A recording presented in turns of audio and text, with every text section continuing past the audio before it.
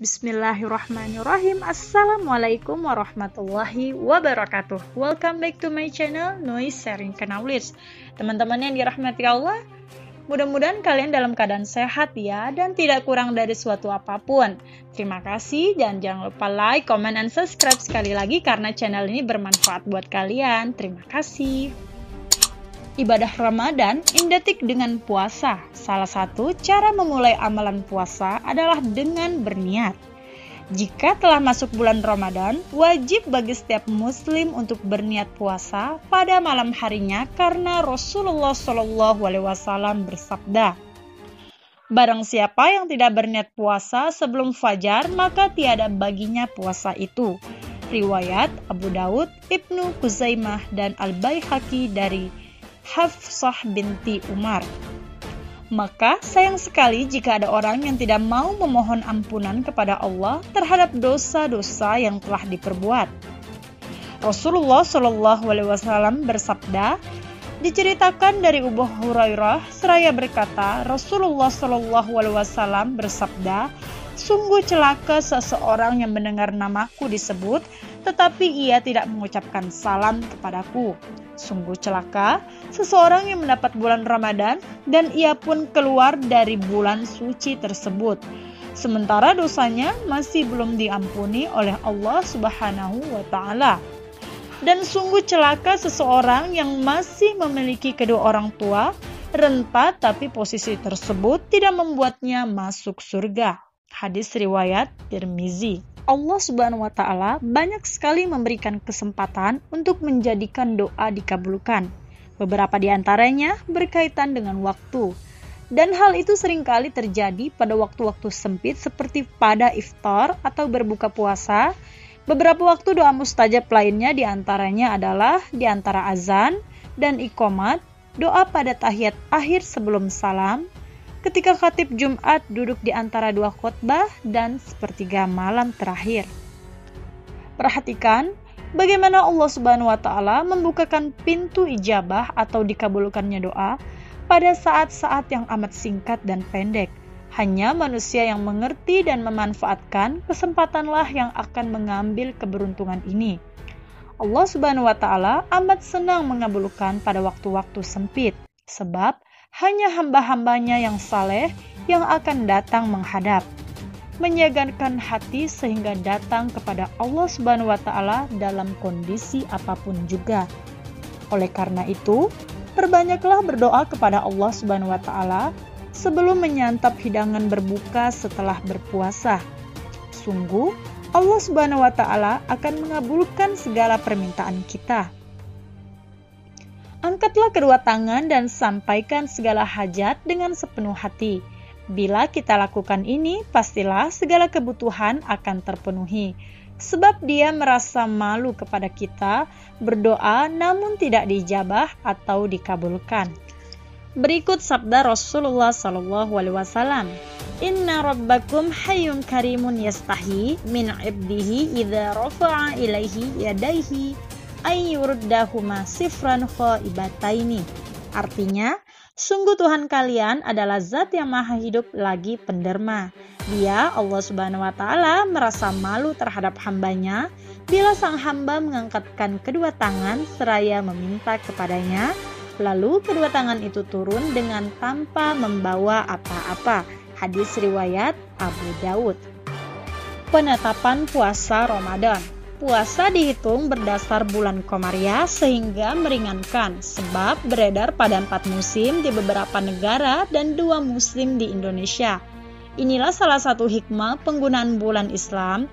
Quran Surah Al-Baqarah Juz 2 187. Penetapan awal dan akhir puasa adalah dengan ru'yatul hilal atau melihat bulan. Hadis riwayat muttafaqun alaih.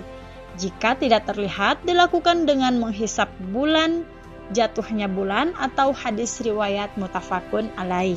Sunnah-sunnah puasa Ramadan. Pertama, mengakhirkan sahur dan segera berbuka. Hadis riwayat muttafaqun alaih.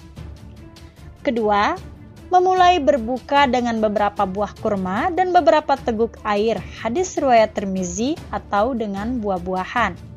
Ketiga, bersedekah dan memberi makan orang berbuka. Terdapat Quran Surah Al-Baqarah Juz 2 184.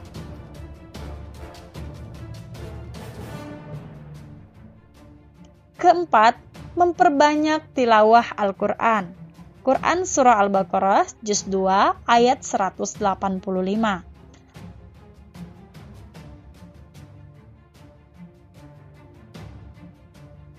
Kelima, memperbanyak zikir. Terdapat di Quran Surah Al-Baqarah Juz 2 185. Keenam, memperbanyak berdoa. Quran Surah Al-Baqarah Juz 2 186. Ketujuh, memperbanyak sholat tarawih dan sholat tahajud. Hadis riwayat Bukhari Muslim, jumlahnya boleh 11, 13, 23, 39, dan 41 rakaat. Menurut Fathul Bari, Juz 5 halaman 157. Bahkan boleh lebih dari itu fatwa Ibnu Talmiyah dalam Al-Qardawi Fiqh Siyam halaman 144 sampai 145. 8. Itikaf di masjid, terutama malam 20 Ramadan ke atas. Quran Surah Al-Baqarah Juz 2 187.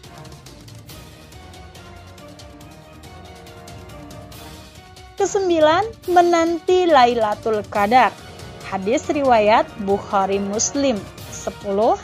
Menjauhkan diri dari kata-kata dan perbuatan maksiat. Hadis riwayat Bukhari Muslim.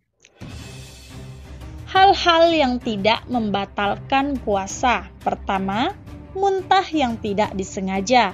Hadis riwayat Bukhari, Fiqh Siyam Al-Qardawi.